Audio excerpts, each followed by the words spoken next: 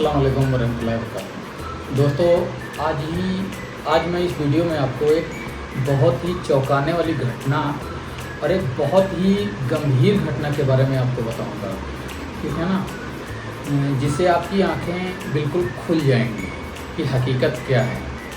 हमारी कंपनी अल हरम international travels पिछले कई सालों से भाइयों सऊदी अरब, दुबई और खाड़ी देशों के अन्य जगहों के लिए वर्क वीज़ा, उम्रा, पाक सफ़र पूरी ईमानदारी के साथ भेजती रही हैं, ठीक है ना। ये आप सभी लोग देख रहे हैं, हमारे सोशल मीडिया से भी आप लोग देख रहे हैं। यूरोप में भी हमारे बंदे गए हुए हैं, एशिया में भी, रसिया वगैरह भी हमारे बंदे गए हुए हैं और कभी किसी प्रकार की प्रॉब्लम नहीं हुई है, ठीक है ना। हमारा मकसद सिर्फ बिजनेस करना ही नहीं, बल्कि हमारे एनजीओ के माध्यम से विदेशों में फंसे भारतीय प्रवासियों की मदद करना और उनको कानूनी संकटों से बचाना भी है और कानूनी मदद भी पहुंचाना है, ठीक है ना। आज का यह वीडियो उन सभी भारतीय भाइयों के लिए बहुत ही बड़ी चेतावनी है जो विदेशों में रहकर काम करते हैं। दोस्तों, जो सऊदी अरब या किसी भी खाड़ी देश में नौकरी कर रहे हैं या भविष्य में जाने वाले हैं, एक ऐसी सच्ची घटना जो हाल ही में सामने आई है मेरे, जहां एक सीधे साधे भारतीय लड़के का कोई कसूर नहीं था। उसने कोई गुनाह भी नहीं किया था, लेकिन सिर्फ अपने ही गांव के दोस्तों पर आंख मूंद कर भरोसा करके की वजह से आज वह सऊदी जेल में बंद है। ये कड़वी सच्चाई है। वह लड़का कैसे फंसा, सिर्फ एक अनजान फ़ोन कॉल और कॉल डिटेल्स के आधार पर। आज का यह वीडियो आपकी या आपके किसी अजीज बंदे की ज़िंदगी बर्बाद होने से बचा सकता है, ठीक है ना। तो वीडियो को स्किप मत कीजिएगा। मोबाइल आपका है, टाइम आपका है, स्किप भी कर सकते हैं, हटा भी सकते हैं, ठीक है ना, वो आपके ऊपर डिपेंड करता है। लेकिन ये घटना हमारे सामने आई तो सोचा कि क्यों ना आप लोगों से शेयर किया जाए, ठीक है ना। दोस्तों, कहानी की शुरुआत होती है हमारे देश के ही एक छोटे से गांव से।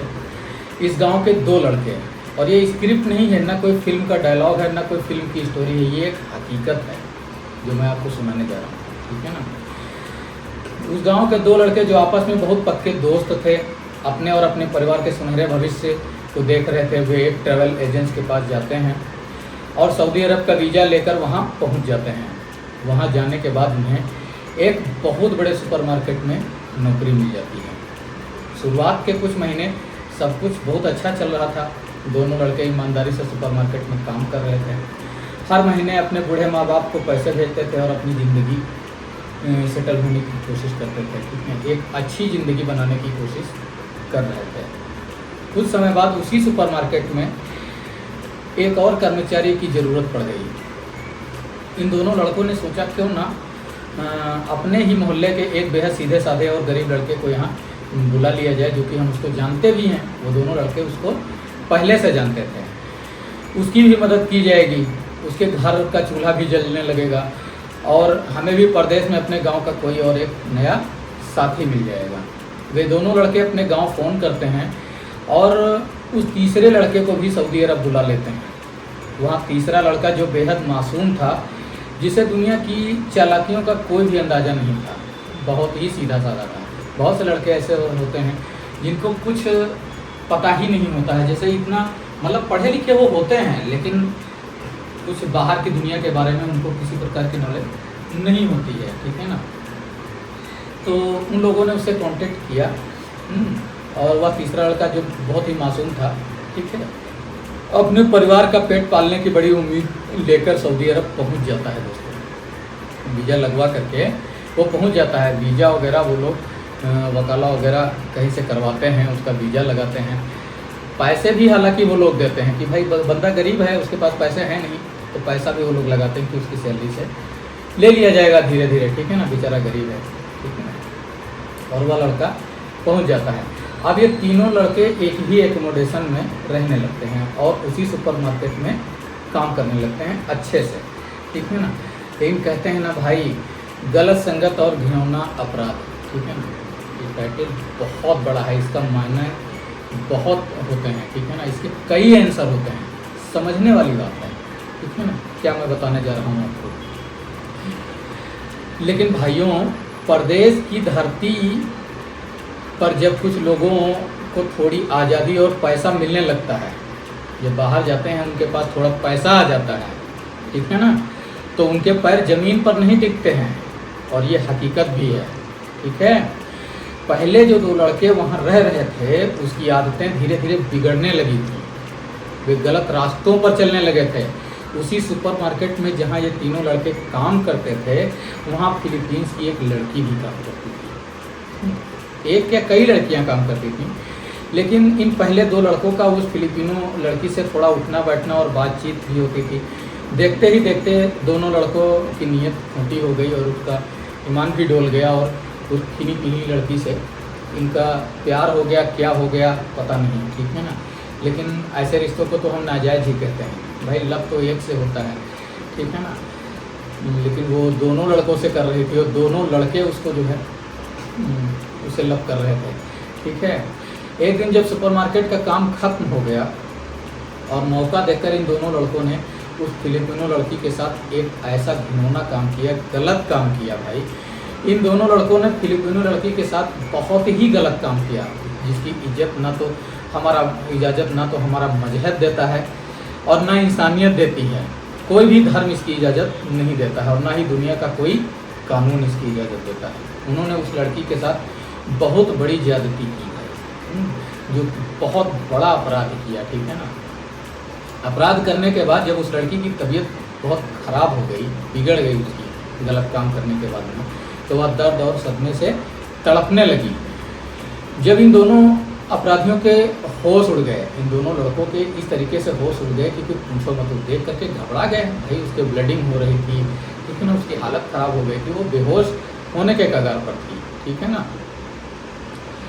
इन्हें अच्छी तरह पता था कि सऊदी अरब का कानून बहुत ही सख्त है और वहाँ शरिया कानून के तहत ऐसे घिनौने अपराध की सज़ा सीधे सर कलम करना या ताउम्र जेल में रहना है, ठीक है। पकड़े जाने के डर से इन दोनों ने तुरंत उस जगह से भागने का प्लान किया। उस लड़की को उसी हालात में छोड़ दिया और ये दोनों लड़के वहाँ से भाग गए अपने एकोमोडेशन पर, ठीक है ना। अब शुरू होती है असली कहानी उस तीसरे लड़के की, साजिश जिसको कहते हैं एक अपना किया कराया दूसरे के ऊपर डालना, ठीक है ना। तो ओरिजिनल साजिश अब इन दोनों लड़कों, देखो शैतान इनके ऊपर सवार हो गया, ठीक है ना। तो ऐसा घटना हो जाता है और कहते हैं साजिश एक ऐसी होती है कि फंसाने की, जिसे सुनकर आपका भी कलेजा पूरा कांप जाएगा, ठीक है ना। वह तीसरा लड़का जिसे इन लोगों ने अपने मोहल्ले से बुलाया था, बेचारा अपनी ड्यूटी खत्म करके सीधे अपने कमरे पर आता था। उसे पूरी खौफनाक वारदात की घटना की कोई भनक भी नहीं थी और फिलिपिनो लड़की के बारे में भी और उनके प्यार के बारे में भी उसको कुछ पता नहीं था, ठीक है ना, कि उनके रूममेट ने क्या कांड कर दिया है। दूर दूर तक उन लोगों को, उस लड़के को खबर नहीं थी। तभी ये दोनों शातिर दोस्त घबराए हुए हालत में उस तीसरे लड़के के पास आते हैं और कहते हैं भाई ज़रा अपना मोबाइल देना, भाई ज़रा अपना मोबाइल देना। उस तीसरे लड़के से कहते हैं वो दोनों लड़के, ठीक है ना। तो घर पर एक बहुत ज़रूरी बात करनी है और भाई ज़रा हमें मोबाइल दे दीजिए, हमारे मोबाइल में नेटवर्क नहीं है, ऐसा ये बहाना करते हैं। अब आप बताइए, अपने ही मोहल्ले के भाई जैसे दोस्त पर कौन शक करेगा भाई। उस मासूम लड़के ने बिना कुछ सोचे समझे अपना मोबाइल अनलॉक करके उनके हाथों में थमा दिया। उन दोनों लड़कों ने उस तीसरे लड़के के मोबाइल से सीधा उस फिलिपीनी लड़की के मोबाइल नंबर पर कॉल लगा दिया भाई। उन्होंने कॉल क्यों किया? सिर्फ यह चेक करने के लिए कि लड़की होश में है या नहीं, या वह पुलिस के हाथों तो नहीं पहुंच गई, उसका फ़ोन पुलिस के हाथों तो नहीं पहुंच गया, ठीक है ना। ये सिर्फ चेक करने के लिए उन्होंने फ़ोन किया था। फ़ोन कट करने के तुरंत बाद वे दोनों आरोपी अपना सामान समेट कर कमरे से फरार होने की कोशिश करने लगे। लेकिन वहाँ की पुलिस जो होती है ना, तो वो बहुत खतरनाक होती है और बहुत माइंडेड भी होती है। किसी तरह खबर मिल जाती है, ठीक है ना, और वे उस जगह पहुँचते हैं जहाँ वह लड़की बदहवास हालत में मिलती है। पुलिस तुरंत लड़की का मोबाइल जब्त करती है और लास्ट कॉल्स लॉग्स चेक करती है। अंदाज़ा लगाइए आखिरी कॉल किस नंबर से आया था। उसी मासूम बेकसूर लड़के के मोबाइल से आया था, जो तीसरा लड़का रहता था। ठीक है। सऊदी पुलिस ने बिना 1 सेकंड गंवाए उस मोबाइल नंबर की लोकेशन ट्रैक किया और सीधे उसके कमरे पर धावा बोल दिया। पुलिस ने वहाँ से उस तीसरे लड़के को अरेस्ट कर लिया। वह मासूम लड़का पुलिस के सामने रोता रहा, गिड़गिड़ाता रहा, हाथ जोड़ता रहा, साहब मैंने कुछ नहीं किया है, मैं तो अपनी ड्यूटी पर था, मुझे नहीं पता वो दोनों कहाँ भाग गए हैं, कौन सा कांड किए हैं, क्या किए हैं, मैं तो अपनी ड्यूटी पर था। और उसके आंसू बह रहे थे। ठीक है ना। लेकिन कानून आंसुओं पर नहीं चलता है सऊदी का भाई, कानून सबूतों पर चलता है। ठीक है ना। सभी जगह कानून ऐसा ही है। ठीक है ना, कि जो है कानून के सामने भावनाएं कोई कीमत नहीं रखती हैं, इमोशनल कोई कीमत नहीं रखती हैं। ठीक है ना भाई। सऊदी अरब के सख्त क्रिमिनल और साइबर कानून के दायरे में उस लड़के के खिलाफ 2 बहुत बड़े सबूत थे। पहला, वह उन दोनों मुख्य आरोपियों का रूममेट था और एक ही कमरे में रहता था। दूसरा, अपराध के वारदात के तुरंत बाद उसी के निजी मोबाइल और सिम कार्ड से उस पीड़ित लड़की को कॉल लगाया गया था। सिर्फ कॉल डिटेल्स के आधार पर इसे उस घिनौने जुर्म की सह आरोपी और मुख्य साजिशकर्ता मान लिया गया। ठीक है ना। असली गुनहगार तो भाग निकले, लेकिन वह बेकसूर लड़का जो सिर्फ अपने बूढ़े माँ बाप का सहारा बनने सऊदी गया था, आज जेल की सलाखों के पीछे अपनी ज़िंदगी के काले दिन काट रहा है। सोचिए भाइयों, आज अल हरम इंटरनेशनल ट्रैवल्स प्राइवेट लिमिटेड और अल हरम इस्लामिक फाउंडेशन की तरफ से यह वीडियो बनाने का सिर्फ एक ही मकसद है, अल हरम ग्रुप की तरफ से वीडियो बनाने का, कि जो इस तीसरे लड़के के साथ हुआ वह कल आपके या आपके किसी भाई के साथ ना हो। जब हम आपको सऊदी अरब या उम्रा के लिए वीज़ा देते हैं तो हमारी जिम्मेदारी सिर्फ आपको फ़्लाइट में बिठाने तक नहीं होती है, हम चाहते हैं कि आप वहाँ सुरक्षित पहुँचें। सऊदी अरब ही नहीं, एशिया के किसी भी कंट्री में, यूरोप में, कहीं का वीज़ा भी हम देते हैं, आप जहाँ के लिए हमसे काम करवाते हैं। ठीक है ना। तो ऐसा नहीं है कि हमारा रिश्ता नाता आपसे टूट जाता है, आप हमारे यहाँ से चले जाते हैं उसके बाद। हमारे कुछ सुझाव हैं दोस्तों। ठीक है ना। इनको आप अपने दिमाग में पत्थर की लकीर बना लीजिए बिल्कुल।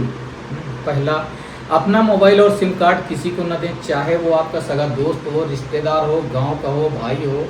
आपका मोबाइल और आपकी सिम आपकी व्यक्तिगत पहचान है। उससे होने वाले किसी भी गतिविधि या कॉल के जिम्मेदार सिर्फ और सिर्फ आप होंगे। अपने फ़ोन पर हमेशा पासवर्ड लगा करके रखिए। दूसरी बात यह है कि आंख बंद करके भाई किसी के ऊपर भरोसा मत कीजिए। परदेश की धरती पर कोई किसी का सगा नहीं होता है।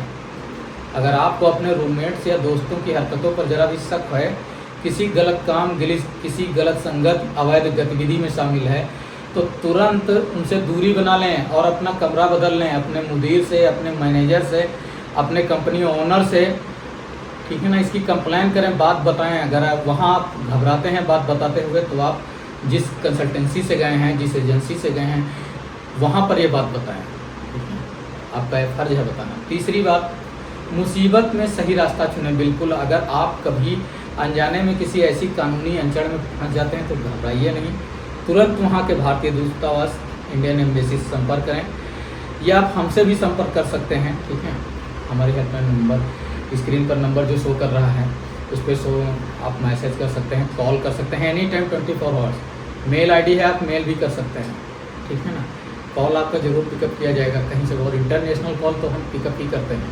ठीक है ना। चाहे जितने भी टाइम आए, मैं मोबाइल कभी साइलेंस करके नहीं सोता हूँ। ठीक है। तो सतर्क रहिए भाई, सुरक्षित रहिए। आपकी एक छोटी सी लापरवाही आपके पूरे परिवार को बर्बाद कर सकती है। इस वीडियो को सऊदी अरब, दुबई, कुवैत और यूरोप में सभी देशों में लगभग जो भारतीय रहते हैं अपने प्रवासी भाई, ठीक है ना, तो उनके लिए ही है। और उन तक शेयर ज़रूर करें और उन तक पहुंचाएं। ठीक है ना भाई। अगर आपको हमारी यह कोशिश और जानकारी अच्छी लगी हो तो हमारे चैनल को सब्सक्राइब कर दीजिए भाई, और वीडियो को लाइक कर दीजिए। बहुत बहुत धन्यवाद। हमारे आप इंस्टाग्राम को भी फॉलो कर सकते हैं, फेसबुक, ट्विटर को भी फॉलो कर सकते हैं, व्हाट्सएप चैनल भी है, आप हमारा उसको फॉलो कर सकते हैं। और ऐसी कई जानकारियाँ अगर आपके पास हैं तो आप हमसे साझा करें, हम उसको एक्सपोज करेंगे। और जो भी कानूनी मदद है वो हम दिलाएंगे। कानून पर भरोसा रखें, अपने देश की पुलिस पर भरोसा रखें, अपने देश की सरकार पर भरोसा रखें, ठीक है ना। आपके साथ न्याय जरूर होगा, अन्याय नहीं होगा, ये हकीकत है। डरें और घबराएं बिल्कुल नहीं, डर और घबराहट बिल्कुल निकाल दीजिए। तो मिलते हैं नेक्स्ट वीडियो में, तब तक के लिए अल्लाह हाफिज़, अस्सलाम वालेकुम।